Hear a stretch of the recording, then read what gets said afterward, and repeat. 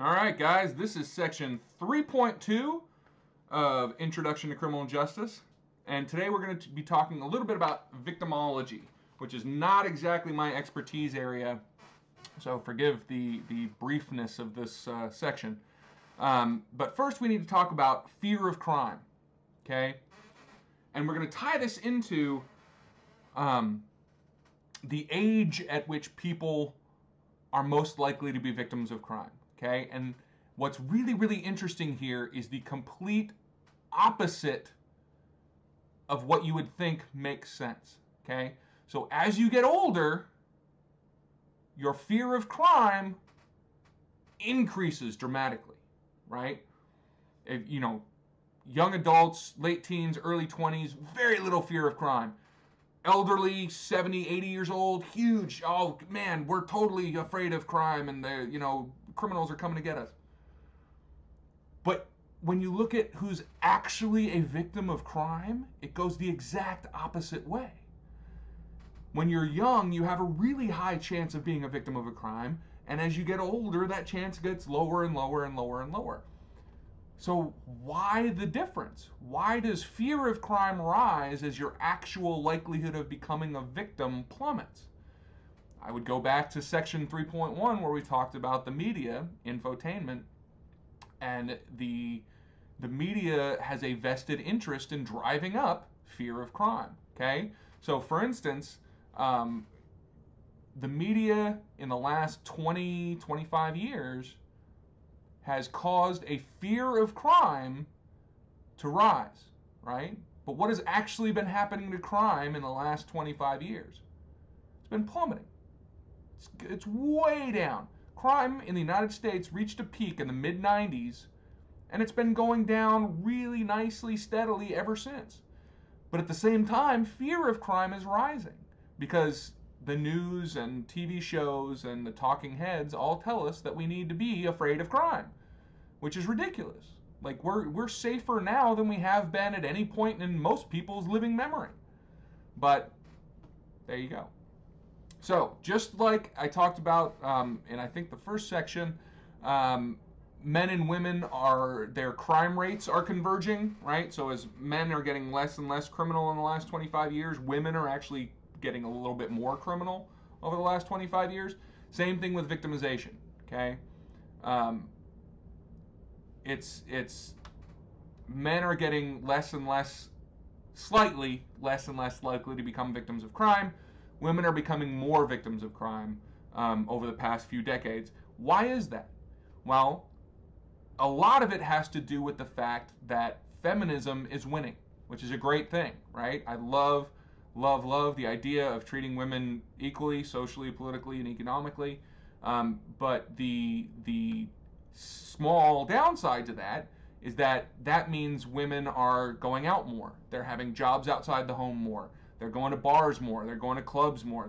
They're drinking more. They're doing drugs more. They're doing all those things that have kind of traditionally in the United States been the domain of men more, which means they're going to be victims more, right? So we need to be careful to make sure that while it's good that women are kind of acting more like men, if you will, we need to make sure that we keep both men and women safe from crime, right? Compared to men, though, women are much more likely to be victimized by someone they know. Men are kind of much more likely than women to be victimized by a stranger or some guy at a bar or, somebody they don't know. Women are much more likely than men to be victimized by someone they know, someone they're close to, a friend, a relative, an acquaintance, somebody who lives down the hall from them, that kind of thing. One of the problems with being a victim is underreporting, especially with sexual assaults.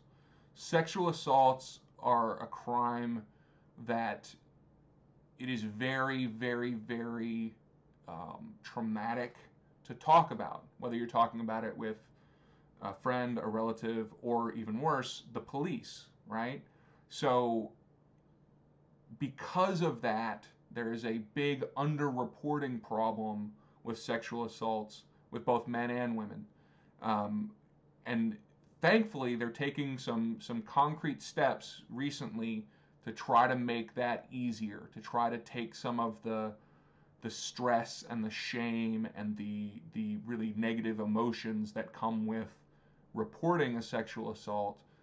We've taken some decent steps to reduce those so that we can increase the reporting rate, because we do want people to report, right? We can't start a criminal investigation and hopefully catch and punish the bad guys unless the crimes get reported to police. So we as a society, we law enforcement, hospitals, nursing, they're starting to put into place, and I totally encourage and want to see more steps to take to make it easier to report being a victim of sexual assault.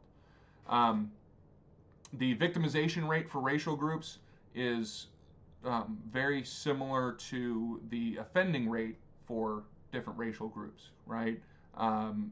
Those who have the most offenders have the most victims. And the overwhelming message of a lot of this stuff is criminals don't travel very far, whether geographically or culturally or whatever, when choosing a victim. Okay? If I'm going to commit a burglary, I'm not going to travel more than a mile or two to find a place that I'm going to burglarize. If I'm going to commit armed robbery, I'm not going to travel more than a mile or two. So, and because people tend to cluster together based on everything from income to education to race to religion to all those things, the vast, vast, vast majority of the time, both offender and victim are the same race, education level, income level, religion, all those things, right? We tend to victimize those closest to us, again, both geographically and culturally, all right? So, when it comes to property crime, who gets victimized the most? Rich people or poor people? Well, this gets a little bit more complicated. The short answer is poor people. The slightly longer answer is the slightly richer people who live near poor people. Okay? So the biggest predictor of who's going to be a victim of property crime is the measure of income inequality in an area. Not necessarily the absolute income, but the income inequality. So when we have two areas butting up against each other, whether we're talking cities or counties or neighborhoods or whatever, but smaller is better. If one area is much richer than the other, there's going to be a lot of property crime in that area.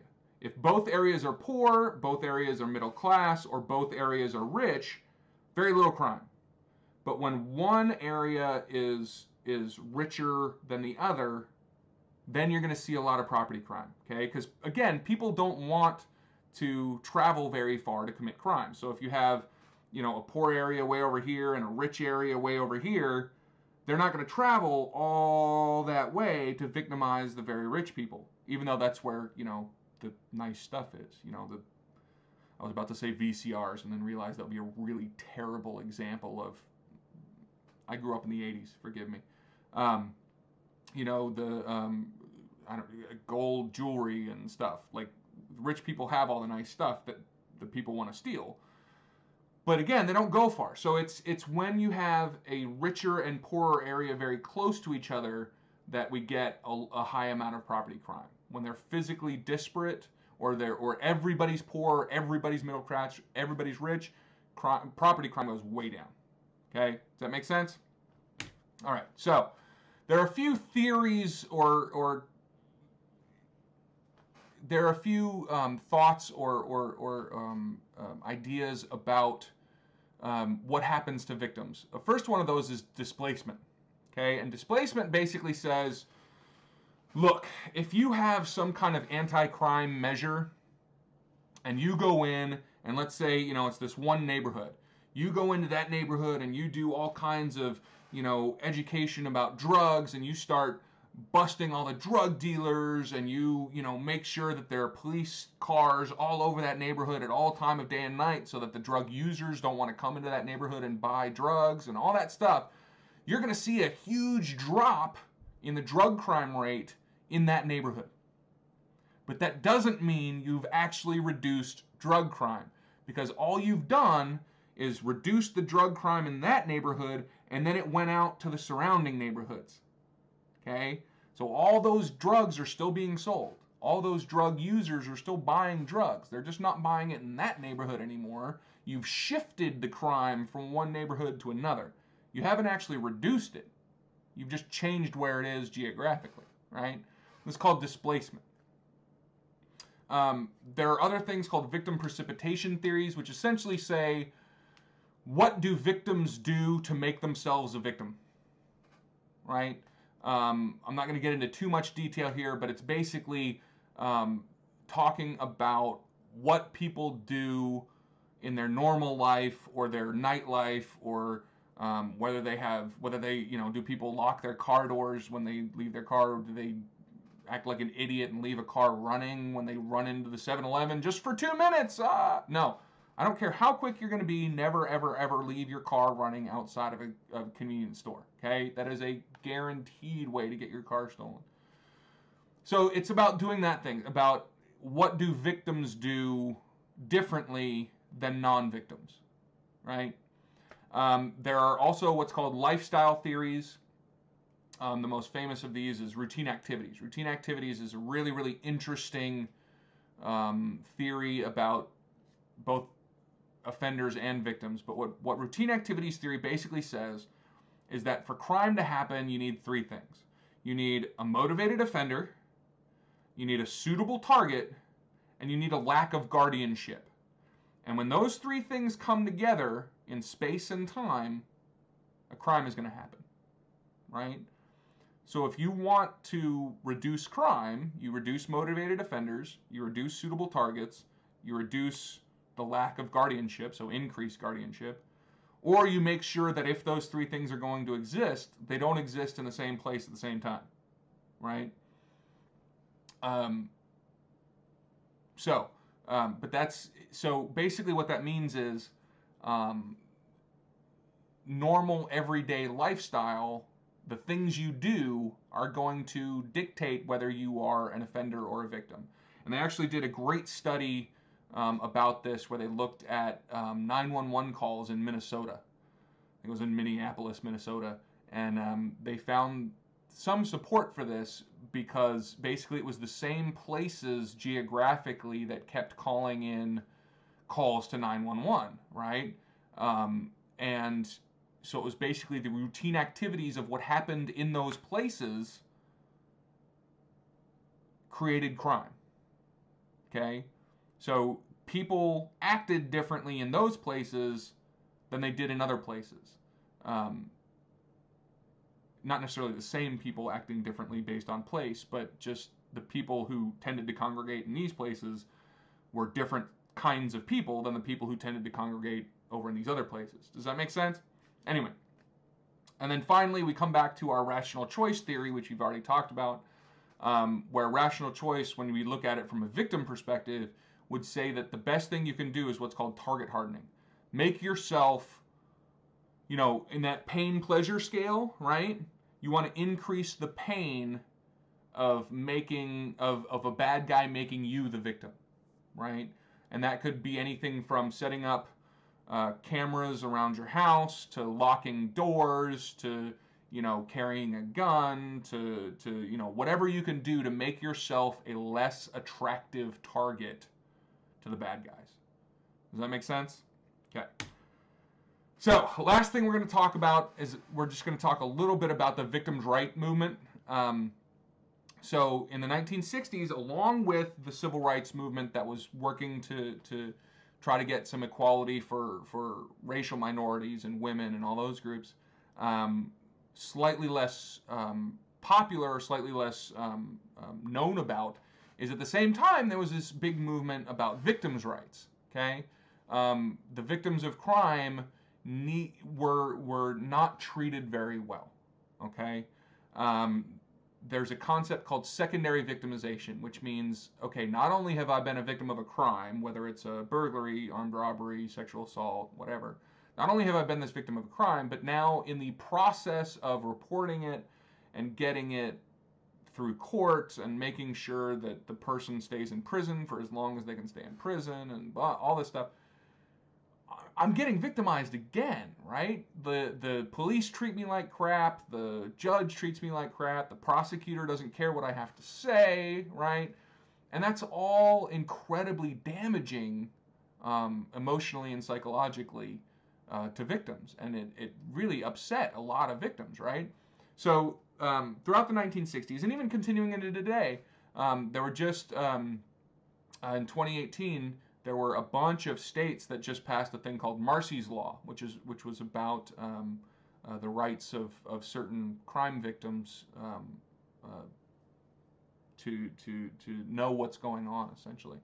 But since the 1960s, a lot of states, a lot of jurisdictions have developed rights to be present and heard, right? So when the offender is on trial, the victim has a right to be at that trial and to testify at that trial if they want, right? They have the right to a speedy trial. Not only does the offender have the right to a speedy trial, but the victim also has a right to a speedy trial, meaning that the offender can't delay, and they're out on bail for 2, 3, 4, 5 years before the trial starts, right? The victim has a right to make sure that their victimizer has a swift punishment. You also get notification of release, right? So if somebody assaults me or commits some crime against me and they go to prison, when they get out, I have the right to be notified. So the prison or the court or somebody will notify me, hey, that guy who victimized you 5 years ago just got out of prison, right? So now I know that I can be on the lookout for him coming back to find me, right? And then, of course, there's the right to restitution, which means to be paid back monetarily for the loss of the crime, and the right to be respected, things like that. But the ultimate right for victims is what's called a civil suit. In other words, I'm going to sue him in court, okay? So we all remember, or hopefully if we weren't alive then, at least we've heard about the O.J. Simpson trial. In 1995, this was on every channel. Just O.J. Simpson, O.J. Simpson, O.J. Simpson. And I'm one of those guys, I absolutely hate any one crime getting lots and lots of media attention. I think crime should be looked at in aggregate, not as any one individual instance. So the O.J. Simpson trial just drove me up a wall. But at his criminal trial, he was found not guilty, right? A lot of people were very upset at this because they thought the evidence showed him to be guilty. So a lot of people were very upset. But he was found not guilty in criminal court. So what did the family of the victim do? They sued him. They took him to civil court where they could sue him for gazillions of dollars for the death of their daughter and son. And he lost. He lost in civil court. So even though they couldn't prove beyond a reasonable doubt in criminal court, they could prove with a much lower standard of proof in civil court. They could prove that he was responsible for her death and his death, because there were the two victims. And the families of the two victims won a whole bunch of money in that case. So as a victim, you obviously have the right to sue the person who victimized you. But there's also been a lot of progress made with victims suing, police agencies that won't arrest criminals, suing court systems or prosecutors who refuse to prosecute, right? The civil court system is a great way to put pressure even on, county, city, state, federal government to rectify certain situations. So civil suits can be a very powerful tool used by victims. But anyway, that concludes section 3. And next time we're going to go into section 4. I will see you then.